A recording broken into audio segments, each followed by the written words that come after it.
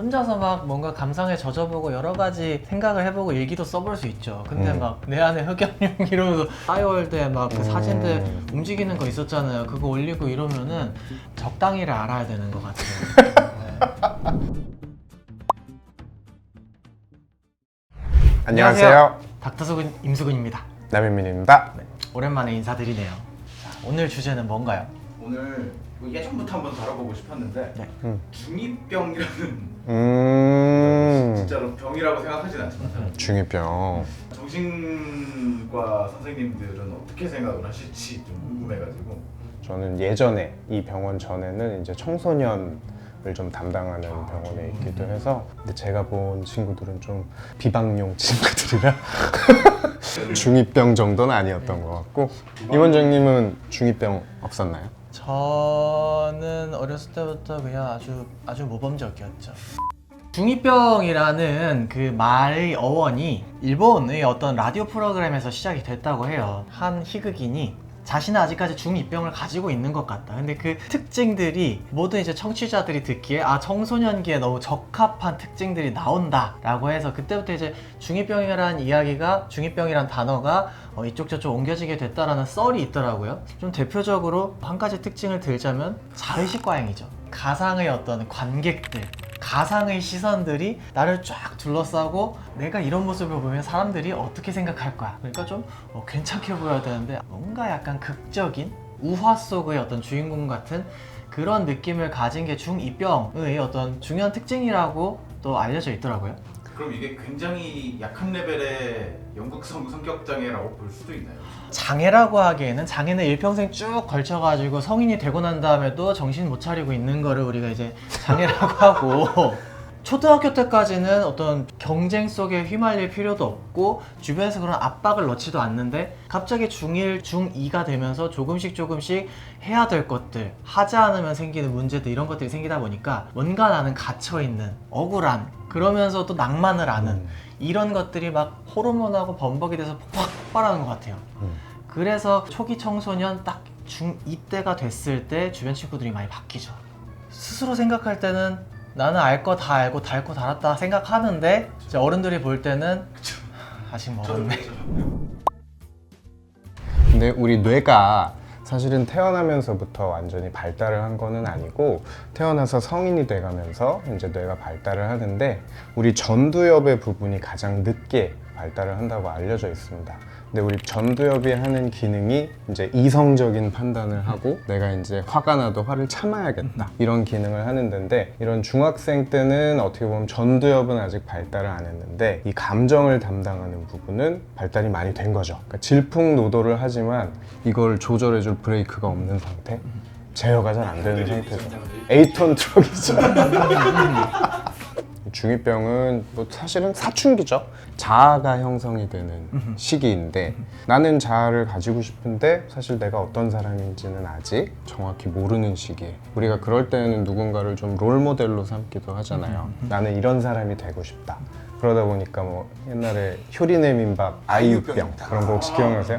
홍대병, 아이유병, 요즘 무슨 병인지 모르겠는데, 그런 누군가 내가 되고 싶은 어떠한 상을 따라하는 것들도 많이 생기기도 하죠. 그거를 정확히 지금 말씀드리려고 했는데, 저희가 약간 중2병을 약간 희화했을 때 생각하는 게 일본 애니메이션 캐릭터들을 자기한테 약간 대입시키면서 네네네, 맞아요. 자기가 만화 주인공인 거 마냥 내 안에 흑염룡이 이런 혹시 제 옛날 얘기 들으신 건가요?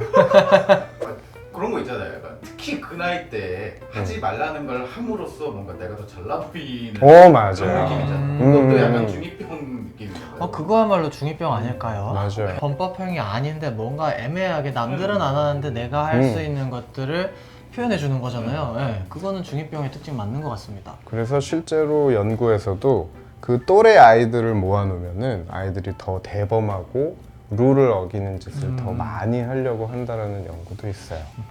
돋보이고 싶은 거겠죠. 요즘에는 뭐 길 가다가 눈에 띄면은 도를 아십니까만 더 붙지. 사실 눈에 안 띄었으면 좋겠어요, 지나다닐 때. 어른이 되셨나요? 네. 다 크셨네요. 네. 그냥 나한테 시선이 당연히 안 오는 게 개이득이다. 혼자서 막 뭔가 감상에 젖어보고 여러 가지 생각을 해보고 일기도 써볼 수 있죠. 근데 막 내 안에 흑염룡 이러면서 싸이월드에 막 그 사진들 움직이는 거 있었잖아요. 그거 올리고 이러면은 적당히를 알아야 되는 것 같아요. 네. 근데 저는 그렇게 생각해요. 사춘기는 중학교 2학년 때 오는 것도 복이다. 중2병이 중2 때 오는 것도 복이라고 생각하고 사춘기는 인생에 언젠가 한 번은 오는 것 같습니다. 그게 청소년 시기에 온다는 건 어떻게 보면은 그래도 사회가 받아줄 수 있는 시간대이기 때문에 다행인데 뭐 사실 진료를 보다 보면 성인이 다 되어서 이제 사춘기가 온 듯한 환자분들을 마주하기도 하는데 그런 분들 얘기를 들어보면 저는 사춘기가 없이 지나갔던 것 같아요 라고 하시는 분들도 많이 있어요. 그러니까 그 자아를 찾는 과정이 사춘기 때는 그냥 엄마 말 잘 듣고 아빠 말 잘 듣고 그냥 누군가가 하라는 대로만 하다가 어느 순간에 나는 누구인가? 라는 그런 질문을 뒤늦게 갖게 된 경우일 때도 있어요. 그리고 사실 이제 사춘기라고 하는 중2병하고 청소년기의 우울증하고의 구분도 굉장히 중요해요. 그거는 성인기에도 마찬가지고 단순히 그냥 쟤는 사춘기야 라고 생각을 하다가는 사실은 청소년 우울증으로 빠지는 경우도 상당히 많이 있습니다. 그게 뭐 구분이 되나요? 남들이 봤을 때? 저는 개인적으로 이 우울장애의 경우에는 원래 하고 지내던 것들을 못하게 되는 기능이 떨어지는 것이 굉장히 핵심적인 부분이라고 생각을 해서 청소년들의 우울증에선 사실 배가 아프고 머리가 아파서 학교를 가지 못하겠다 하는 증상들도 좀 특징적으로 나타나긴 하는데요. 계속해서 기분이 가라앉아 있든 아니면 주변의 자극에 의해서 쉽게 좀 아이가 뭐 감정적으로 불안정해지든 감정의 변화를 수반을 하는데 공부도 못하게 되고 몸도 자꾸 아프고 그러다 활동의 범위가 줄어든다면 저는 그거는 의학적으로 다뤄질 필요가 있는 상태다 그렇게 보려고 합니다. 그러니까 성인 우울증하고 다른 점 중에 하나는 그거예요. 짜증이 많고 화가 많아집니다. 그래서 사춘기 때도 그럴 수 있지 않아? 라고 생각할 수는 있지만 아까 임원장님이 이야기를 한 것처럼 학교를 간다거나 공부를 한다거나 이런 학생으로서 해야 될 일들의 기능적인 손상이 눈에 띄게 생기죠. 이게 이제 병은 아니잖아요, 사실. 중2병은 이제 말이 병이지 사실 뭐 정신과적으로 병이라고 진단을 하는 질환은 아닙니다.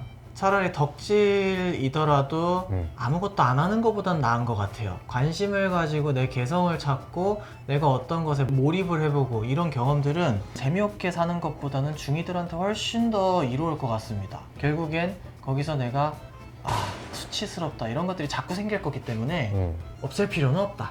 하지만 이게 너무 과하다, 너 적당히를 모른다 싶으면 그때는 살짝 이제 너 나중에 창피하지 않을 자신이 있냐? 네, 그 정도. 그리고 우리가 아까 얘기했던 것처럼 청소년기에는 이제 누군가를 모방하려는 특성이 있기 때문에 그런 거를 많이 해보는 것도 도움이 돼요. 그래서 그런 게 이제 나중에 성인이 되면은 취미가 되기도 하고 취향이 되기도 하고 내가 또 따라하다 보니까 난 이건 아닌 것 같아. 되게 자아를 찾아가는 과정일 수도 있기 때문에 성인들의 시선에서 막는 것보다는 그것들은 많이 경험을 해보는 게 도움이 될 것이고 다만은 이제 여기까지는 날뛰어도 되지만 여기서부터는 안 돼 라는 그런 선은 확실히 지어주는 게 중요할 것 같아요. 오늘 중2병에 대해서 이야기를 나눠봤는데 이게 뭐 모든 걸 다 병이라고 볼 필요는 없잖아요. 그럼요. 네. 스쳐 지나가는 것이긴 하지만 다 쓰임새가 있을 수도 있다. 아까 얘기했던 것처럼 중2병이 중2에 오는 건 복이다. 내 아이는 사춘기도 없이 중2병도 없이 넘어갔어요 라고 하면은 언제 찾아올지 모릅니다. 오늘도 시청해주셔서 감사합니다. 다음번에도 좋은 주제 가지고 찾아뵐게요. 감사합니다.